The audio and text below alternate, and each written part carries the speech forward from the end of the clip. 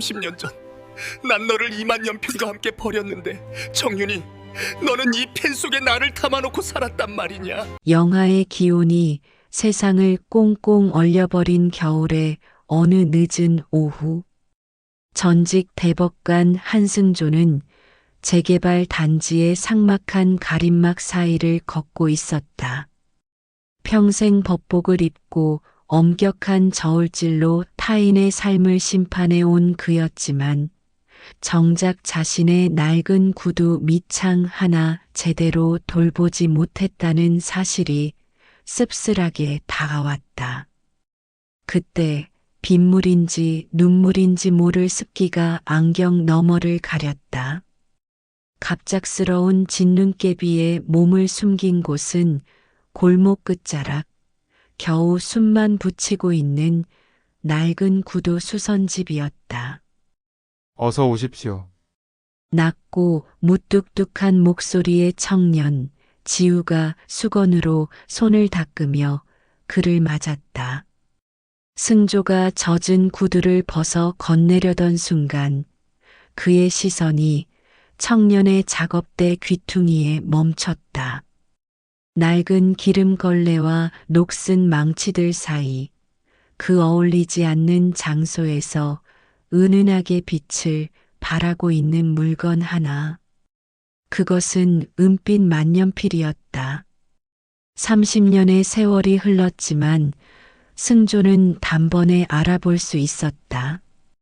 뚜껑 한쪽이 살짝 찌그러진 자국, 그리고 클립 부분에 희미하게 남아있는 자신의 이니셜 S, J. 심장이 덜컥 내려앉았다. 평생 차가운 이성을 유지해온 대법관의 손이 그 낡은 펜 하나를 향해 부르르 떨리기 시작했다. 기억은 벼락처럼 1975년의 신림동 고시촌으로 그를 끌고 내려갔다. 당시 승조는 잉크 냄새와 눅눅한 종이 냄새에 절어 사는 가난한 고학생이었다. 부모님은 시골에서 논밭을 팔아 아들의 고시 뒷바라지를 했고 승조에게 허락된 사치는 하루 한 번 마시는 맹물 같은 숭늉뿐이었다.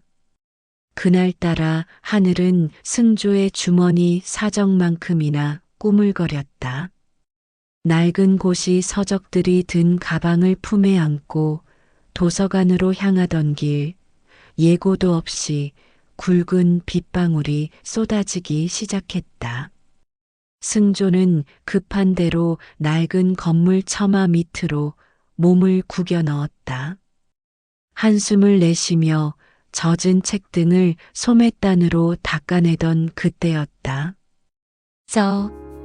저기요. 가늘게 떨리는 목소리와 함께 승조의 머리 위로 화사한 분홍빛 그림자가 내려앉았다. 고개를 드니 빗물에 젖은 공기를 뚫고 은은한 비누 향기가 먼저 닿았다. 그 향은 생전 처음 맞아보는 기분 좋아지는 향기였다.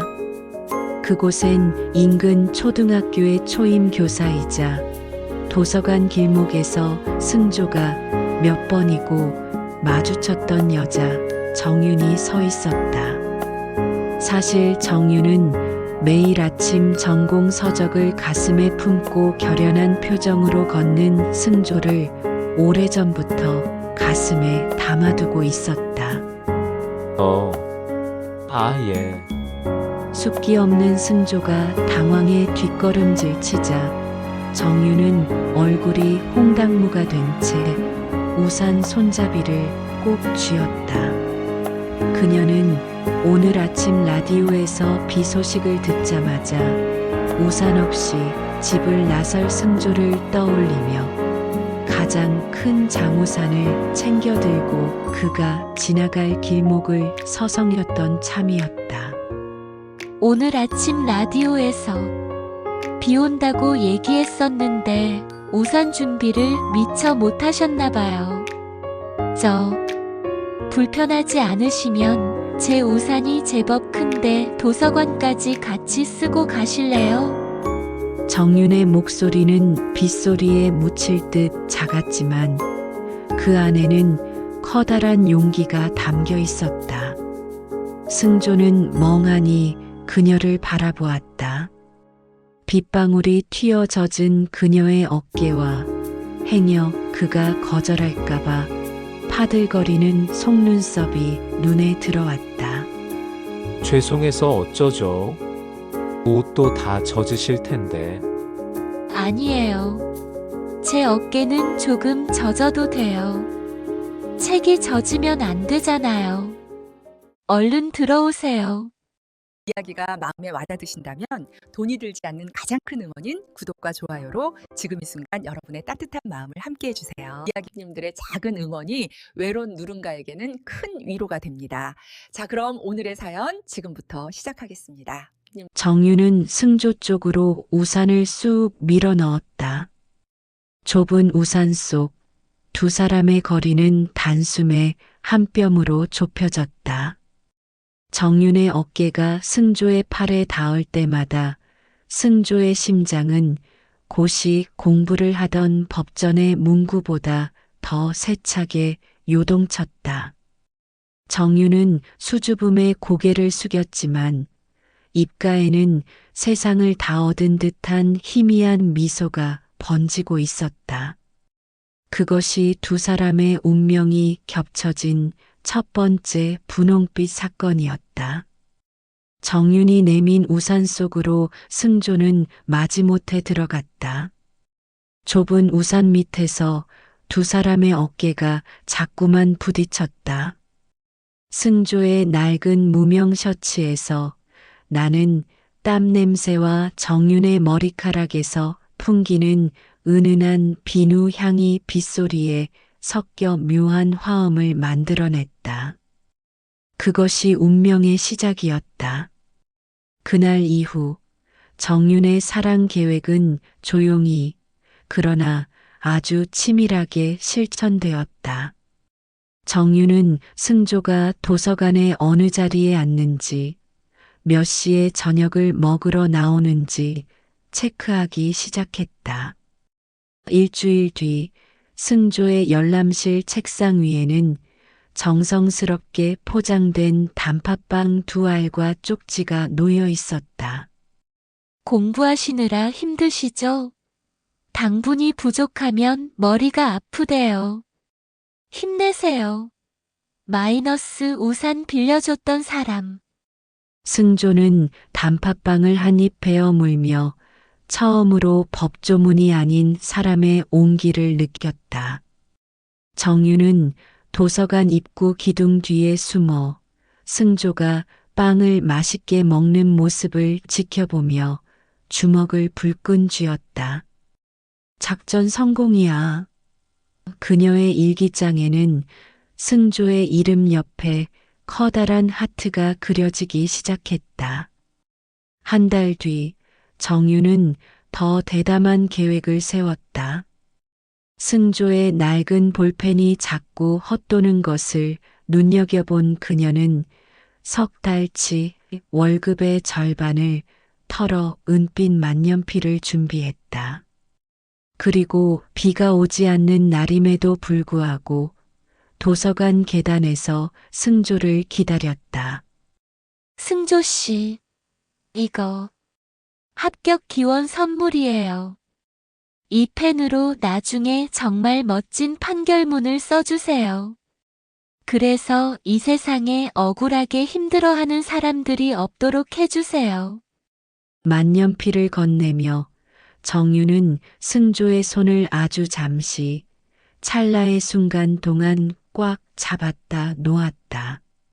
차갑던 승조의 손에 정윤의 뜨거운 진심이 스며든 순간이었다. 승조는 그날 밤 그 만년필로 연습장에 자신의 이름이 아닌 서정윤 세 글자를 수백 번 써내려갔다. 어느 비 오는 날 내리던 비를 막아주었던 그녀의 따스한 마음과 미소 지을 때 드러나는 하얀 치아가 자꾸만 떠올랐다. 그 순간 투박한 고시생의 심장에 정윤이라는 이름의 잉크가 영원히 마르지 않게 번져가고 있었다. 그 만년필로 승조는 정윤에게 수천 통의 편지를 썼다. 나의 사랑 정윤, 언젠가 내가 법복을 입는 날, 당신의 손에 가장 예쁜 반지를 끼워주겠소? 당신은 나의 태양이고, 나의 법이며, 나의 전부요. 햇살 좋은 주말이면 신림동 뒷산에 올라 정윤의 무릎을 베고 누워 승조는 만년필을 굴리며 미래를 설계했다. 정윤이 가져온 보리차를 나눠 마시며 나누던 입맞춤은 달콤했고 두 사람을 비추던 노을은 세상 그 무엇보다 찬란했다. 그 시절의 승조에게 행복이란 만년필 잉크가 종이 위에 부드럽게 번져가듯 그렇게 당연하고도 아름다운 것이었다. 정윤은 가난한 고시생 승조의 유일한 안식처였다. 그녀는 승조의 텅 빈 도시락 가방에 몰래 달걀말이를 채워 넣었고 겨울이면 자신의 목도리를 풀어 승조의 목에 칭칭 감아주었다. 옛 생각에 잠겨 있었던 그때 수선집의 전등이 깜빡거리며 승조의 주름진 얼굴을 비췄다. 옛 기억을 잠시 뒤로하고 떨리는 손으로 작업대 위에 은빛 만년필을 집어들었다. 지후의 말대로 펜은 정성스럽게 닦여 있었지만 30년이라는 세월 탓인지 잉크 배럴 부분은 꽉 맞물려 돌아가지 않았다. 그때 그 모습을 본 청년 지우는 승조를 제지하며 불안한 표정으로 말을 꺼냈다. 저희 만년필은 만지시면 안 됩니다. 돌아가신 저희 어머니가 평소 몸의 일부처럼 아끼시던 물건인지라. 지후의 제지에도 불구하고 승조는 무언가에 홀린 듯 펜의 중간 몸통을 힘주어 돌렸다. 드득 소리와 함께 펜이 분리되는 순간 잉크 카트리지가 있어야 할 자리에서 잉크 대신 노랗게 빛바랜 작은 종이 뭉치 하나가 툭 하고 작업대 위로 떨어졌다. 손톱만하게 접히고 또 접힌 지독하게 정성이 들어간 종이었다. 승조가 거칠어진 손가락으로 조심스레 그 종이를 펼치자 그 안에는 30년 전 정윤이 쓰던 글씨체가 빼곡하게 살아 움직이고 있었다. 1976년 12월 24일 승조 씨, 오늘은 당신을 닮은 아이가 처음으로 아빠라는 단어를 뱉었어요. 당신은 멀리 유학길에 올랐지만 이 펜의 잉크는 당신의 목소리처럼 내 가슴에 흐르고 있답니다. 그것은 시작에 불과했다. 승조가 펜의 캡 안쪽과 배럴 구석구석을 살피자 그 안에는 아주 얇게 말린 종이 조각들이 여럿 숨겨져 있었다. 정윤은 보내지 못할 편지를 이 만년필 속에 차곡차곡 쌓아두며 승조가 남긴 유일한 흔적과 대화를 나누고 있었던 것이다. 이럴 수가. 정윤아, 내가 어떻게? 승조의 무릎이 꺾였다. 평생 법전을 외우고 판결문을 쓰던 명석한 두뇌가 하얗게 마비되었다. 그는 자신이 버리고 간 것이 단순한 여자가 아니라 한 인간의 일생이자 자신의 핏줄이었음을 그 작은 종이 조각 하나로 그 순간 깨닫게 된 것이다. 기억은 다시 1975년의 시린 겨울로 승조를 끌어내렸다. 고시에 합격한 승조의 집안은 잔치집 분위기였지만 그 기쁨은 승조에게 올가미가 되어 돌아왔다. 개천에서 난 용이 더 큰 하늘로 날기 위해서는 부유한 집안의 날개가 필요하다는 부모의 강요. 승조는 정윤의 자취방 앞에서 밤새 담배를 태우며 갈등했다. 그날 밤 정윤은 승조의 코트 주머니에 따뜻한 캔커피를 넣어주며 수줍게 웃었다. 승조 씨, 나 사실 할 말이 있는데. 당신 유학 가기 전에 꼭 해야 할 것 같아서요. 정윤의 눈은 평소보다 더 맑게 빛나고 있었고 그녀의 손은 자신의 배 근처를 자꾸만 맴돌았다. 하지만 야망에 눈이 먼 승조는 그녀의 간절한 눈빛을 외면했다. 미안해, 정윤아. 나 내일 떠나. 부모님이 정해주신 길로 가기로 했어. 이 펜, 내가 준 거지만 도저히 못 가져가겠다. 이거 보면서 나를 잊어줘.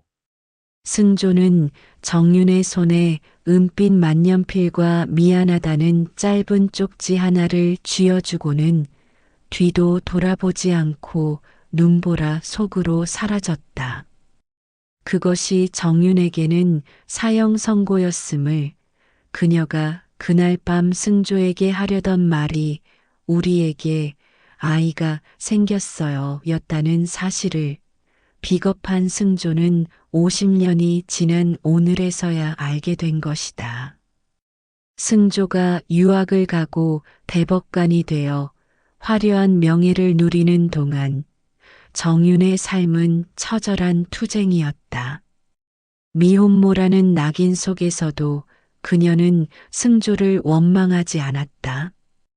오히려 승조가 남긴 그 만년필로 매일 아들 지후의 성장 일기를 썼고 아이가 아플 때면 만년필을 가슴에 품고 기도했다. 이 펜은 내 아버지가 세상에서 가장 정의로운 사람이 되라고 남겨주신 거란다. 정윤은 아들 지후에게 아버지 승조를 정의로운 큰 사람이었다고 늘 가르쳤다. 자신을 버린 남자를 원망하기보다 그 남자가 세상에서 빛나는 존재가 되기를 빌어주며 그녀는 스스로 어둠 속에 남았다. 평생 시장 바닥에서 바느질하고 구두를 닦으며 지우를 키워낸 정윤. 그녀의 거칠어진 손마디는 그 은빛 만년필을 닦으며 얻은 훈장이었다. 현실의 승조는 작업대 위로 쏟아진 빛바랜 종이 조각들을 잉크 냄새 나는 손으로 긁어모아 품에 안았다. 그 작은 종이들이 마치 정윤의 살결이라도 되는 양, 그는 꺼이꺼이 소리를 내며 무너져 내렸다. 정윤아, 정윤아, 어떻게 이 펜 속에 내 인생을 다 구겨넣고 살았단 말이냐? 그 모습을 지켜보던 지후의 눈동자가 크게 흔들렸다. 그저 구두 밑창이나 갈라온 점잖은 노신사인 줄 알았는데 갑자기 어머니의 유품을 헤집어 놓고 남의 집 안방처럼 통곡을 하니 당혹감을 넘어 아연실색할 노릇이었다. 지우는 쥐고 있던 망치를 내려놓으며 당황한 기색으로 승조의 어깨에 손을 올렸다. 손님, 왜 이러세요? 갑자기 왜 우시는 겁니까? 제가 뭐 불편하게 해드렸나요? 지후의 목소리에는 난감함과 경계심이 뒤섞여 있었다. 승조는 대답 대신 지후의 얼굴을 멍하니 올려다보았다. 눈물로 뿌연 시야 속에서도 지후의 짙은 눈썹과 꾹 담은 입술이 보였다. 그것은 30년 전 정윤이 사랑했던 자신의 젊은 날과 거울처럼 닮아 있었다. 손님 진정하세요. 이거 저희 어머니가 소중히 여기시던 거예요. 함부로 만지시면 곤란합니다. 어서 일어나세요, 예? 지후가 승조를 부축해 일으키려 하자 승조는 자석에 이끌리듯 지후의 거친 손등을 덥석 잡았다. 구두약이 베어든 딱딱하고 거친 손. 대법관인 자신의 매끄러운 손과는 너무도 다른 고단한 삶의 증거였다. 승조의 입술이 경련하듯 파르르 떨렸다. 지후는 불쾌한 듯 손을 빼려 했지만 승조의 간절한 눈빛에 그만 얼어붙고 말았다. 지후야, 내 이름이 지후라고 했지? 제 이름을 어떻게 아십니까? 지후의 눈에 경계의 빛이 서렸다. 승조는 품 안의 종이 조각 중 하나를 지후에게 내밀었다. 거기엔 정윤의 정갈한 글씨로 승조 씨를 닮은 우리 지후가 오늘 처음 걸음마를 뗐어요 라고 적혀 있었다. 이 펜. 30년 전 신림동의 한 여자가 사랑하는 남자에게 합격 선물로 준 거다. 그리고 그 비겁한 남자가 유학을 떠나며 차갑게 돌려준 펜이지. 지후의 표정이 서서히 굳어갔다. 어머니가 입버릇처럼 말씀하시던 정의롭고 훌륭한 분의 정체가 지금 눈앞에서 추하게 울고 있는 이 노인이라는 사실이 믿기지 않는 듯했다. 그 펜을 준 사람이, 그 비겁한 도망자가 바로 나다. 지후야, 내가 네 어머님을 죽였다. 내가 너를 이 차가운 수선집에 버려두고 혼자만 따뜻하게 살았단 말이다. 승조는 다시 바닥으로 고꾸라졌다. 지후는 뒷걸음질을 쳤다. 30년 평생을 아버지는 훌륭한 분이라 멀리 계신다고 믿으며 살아온 그였다. 원망조차 사치라 생각하며 어머니와 단둘이 버텨온 세월이 주마등처럼 스쳐 지나갔다. 지후는 승조가 내민 빛바랜 사진 한 장을 낚아채듯 뺏어들었다. 30년의 세월이 무색하게 사진 속 승조와 정윤은 눈부시게 젊고 아름다웠다. 하지만 그 사진을 내려다보는 지후의 눈에서는 뜨거운 눈물이 툭툭 떨어져 사진 위로 얼룩졌다. 지후는 벽에 걸린 어머니 정윤의 영정 사진을 향해 고개를 돌리며 짐승 같은 울음을 터뜨렸다. 왜 이제야 왔어요? 우리 엄마가. 당신이 준 이 펜 하나 붙잡고 평생을 어떻게 살았는데 이제 와서 대법관이니 그게 우리 엄마한테 무슨 소용이냐고요. 엄마는 이미 차가운 땅 속에 누워 있는데. 지후의 어깨가 들썩였다. 승조는 지후의 발치에 무릎을 꿇은 채 차마 고개를 들지 못했다. 지후의 원망 섞인 절규는 승조의 가슴에 수천 개의 바늘이 되어 박혔다. 저 아주 어렸을 때요, 사춘기 때. 엄마 가슴에 대못을 박은 적이 있었어요.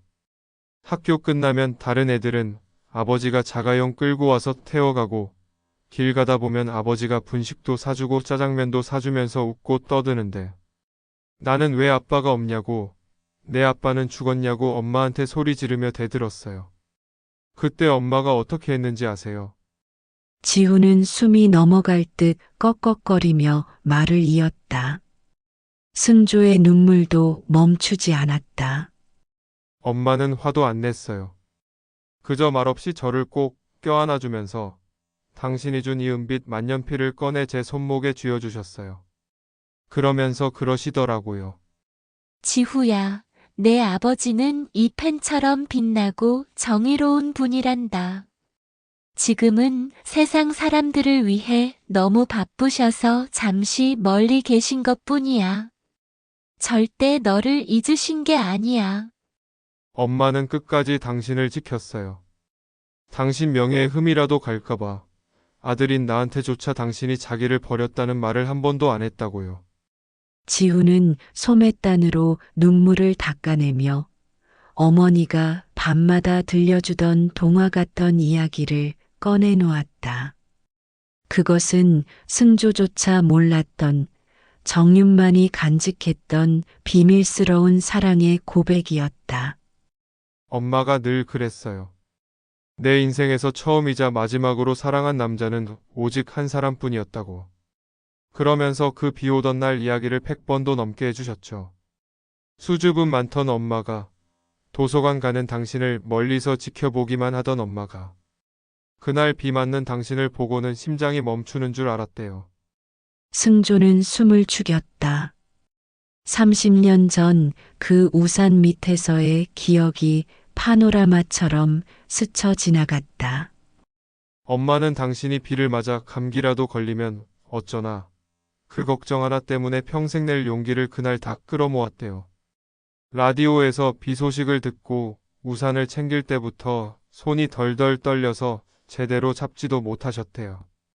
당신 곁으로 다가가서 말을 걸 때 심장 소리가 빗소리보다 더 커서 당신한테 그 마음이 들키고 들을까봐 겁이 났다고.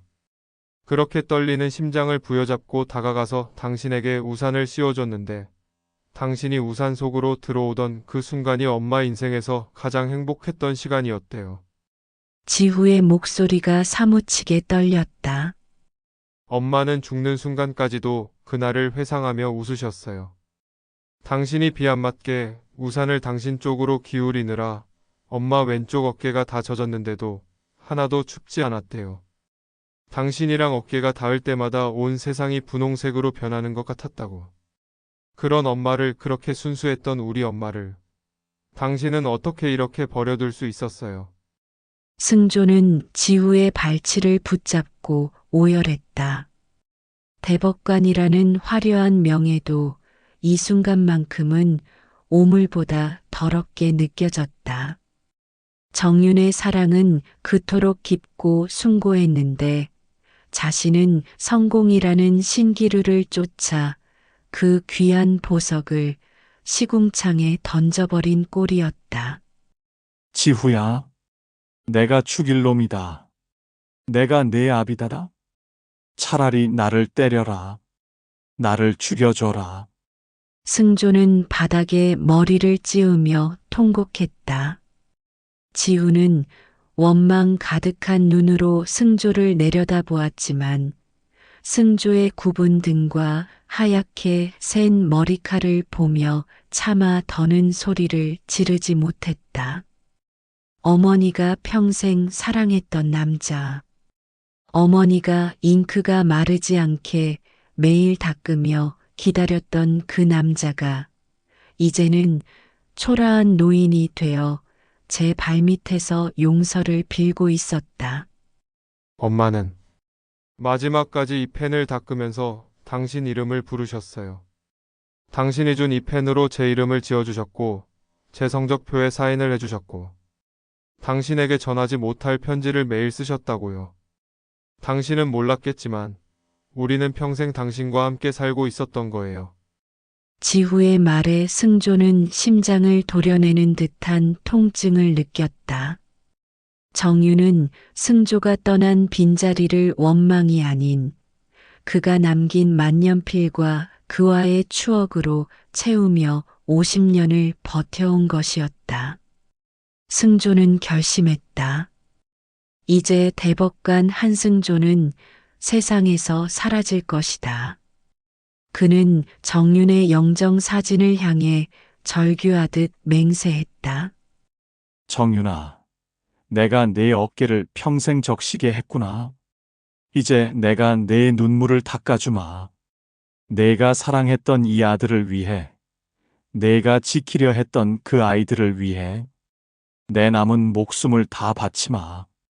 이게 내가 너에게 바치는 마지막 판결이다. 수선집 밖에는 여전히 매서운 칼바람이 불었지만 그 안에서는 50년간 굳어있던 아비와 아들의 시간이 눈물과 함께 뜨겁게 녹아내리고 있었다.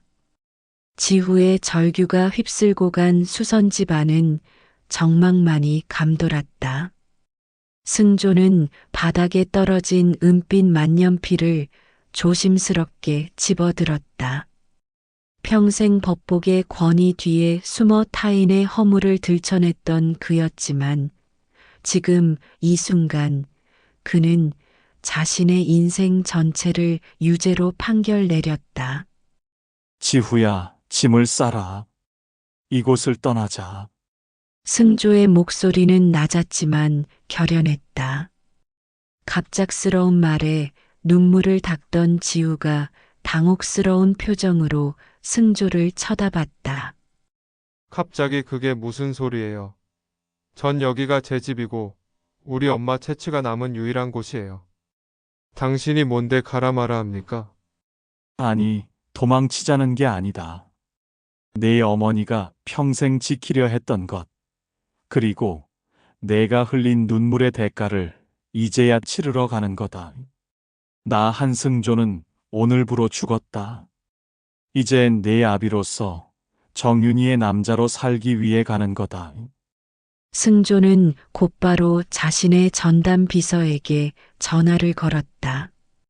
내 명의로 된 서초동 아파트, 그리고 선산과 주식, 전부 처분하게. 단 한 푼도 남기지 말고 현금화해. 승조는 비서에게 전화를 걸어 전 재산 처분을 명령한 뒤 떨리는 손으로 은빛 만년필을 고쳐 잡았다. 그는 화려한 기부 증서 대신 누렇게 바랜 편지지에 글을 써내려가기 시작했다. 잉크가 옅어질 때마다 그는 정윤이 그랬듯 만년필을 정성스럽게 닦았다. 지후야, 이리 와 앉거라. 지후가 의아한 표정으로 다가오자 승조는 편지지를 건넸다.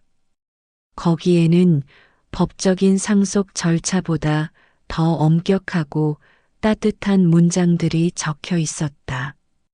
나의 아들 지후에게. 이 펜은 네 어머니가 내게 준 사랑의 증표이자 내가 너에게 남기는 유일한 진실이다. 내가 가진 모든 재산과 명예를 내 이름으로 옮긴다. 하지만 이것은 돈이 아니라 내 어머니가 30년간 홀로 지탱해온 고통의 보상이자 내가 아비 없이 버텨온 눈물의 대가다. 지후야, 이 재산으로 내 앞날을 밝히고 어머니처럼 따뜻한 사람이 되거라. 승조는 지후의 손에 만년필을 쥐어주었다. 지후야, 이 펜으로 내 인생의 다음 페이지를 써내려가거라. 내 아비는 비겁하게 도망쳤지만 너는 이 펜으로 사람들을 안아주는 당당한 사람이 되어다오. 이게 내가 너에게 주는 진짜 유산이다. 지후는 어머니의 채취와 아버지의 뒤늦은 참회가 서린 만년필을 꽉 쥐었다. 그 차가운 금속 끝에서 비로소 뜨거운 가족의 온기가 전해졌다. 아버지, 지후의 입에서 처음으로 터져나온 한마디에 승조는 지후를 와락 끌어안았다. 30년의 얼음이 녹아내리는 소리가 수선집을 가득 채웠다. 며칠 뒤 두 사람은 정윤이 잠들어 있는 산소를 찾았다. 그날따라 하늘은 30년 전 도서관 가는 길에 보았던 그 눈부신 봄날의 하늘처럼 푸르고 드높았다. 승조는 정윤의 묘비 앞에 무릎을 꿇었다. 그는 정윤이 평생 자신을 위해 닦아두었던 은빛 만년필을 묘비 앞에 가지런히 놓았다. 정윤아, 나왔소? 내가 너무 늦었지? 혼자서 우리 지후를 이렇게 훌륭하게 키워내느라 얼마나 고생이 많았소. 당신이 그 비 오던 날 나에게 우산을 씌워주며 건넸던 그 따스한 햇살 같은 마음. 나는 이제야 깨달았소. 승조는 묘비의 차가운 석판을 마치 정윤의 뺨을 어루만지듯 쓸어내렸다. 당신은 어두웠던 내 인생의 유일한 빛이었소. 당신이 나를 배려해 주었던 그 마음. 이제 내가 지후에게 다 쏟아부으려 하오. 지후의 앞날은 내가 끝까지 비춰주겠소. 그러니 이제 거기서는 비 맞지 말고 젖은 어깨도 다 말리고 편히 쉬시오. 지후가 다가와 승조의 굽은 어깨를 감싸 안았다. 승조 역시 아들의 든든한 허리를 팔로 둘렀다. 두 남자는 어깨동무를 한 채 정윤이 보고 있을 저 높은 파란 하늘을 오랫동안 바라보았다. 아버지, 어머니가 보고 계실 거예요. 우리 이제 같이 행복해지라고 웃고 계실 거예요. 지후의 말에 승조는 미소를 지었다. 낡은 만년필 속의 잉크는 이제 종이가 아닌 두 사람의 핏줄 속에 흐르고 있었다. 정윤이 남긴 사랑이라는 문장은 이제 슬픔이 아닌 찬란한 희망으로 다시 쓰이기 시작했다. 바람이 불어와 정윤의 묘소 주변의 핀 들꽃들을 흔들었다. 마치 정윤이 두 남자의 어깨를 다독이며 고마워요, 사랑해요라고 속삭이는 듯했다. 평생을 닦아온 은빛 만년필 속에 담긴 것은 원망이 아니라 사랑하는 이의 앞날을 비추고 싶었던 한 여인의 지극한 정성이었습니다. 승조 씨와 지우 씨가 맞잡은 그 손 위로 이제야 비로소 따스한 봄볕이 내리쬐기 시작합니다. 30년의 세월을 돌아 마주한 진심. 우리 인생에도 이런 기적 같은 화해가 필요한 순간이 있지 않을까요? 지친 마음을 닦아주며 위로받고 쉬어가는 곳, 노년의 보석상자입니다. 마음이 고단한 날 잠시 들러주세요. 우리네 사는 이야기를 나누며 나만 그런 게 아니구나라는 공감과 미소를 선물해 드리고 싶습니다. 오늘 이 긴 여정을 함께 해주시고 귀한 시간 내어 찾아주신 우리 보성님들께 진심으로 감사드립니다. 보성님들이 남겨주시는 구독과 좋아요, 그리고 무엇보다 진솔한 댓글 한 줄은 저희에게 단순한 숫자가 아닙니다. 시청해주시는 그 마음 하나하나가 저희를 버티게 하는 큰 버팀목이 됩니다. 여러분의 응원이 차곡차곡 쌓여야 비로소 더 따뜻하고 깊은 이야기가 세상에 태어날 수 있습니다. 여러분의 사연을 기다립니다. 혹시 보성님들의 하루에도 전하고 싶은 소중한 사연이 있으신가요? 그 보석 같은 이야기를 우리에게 건네주세요.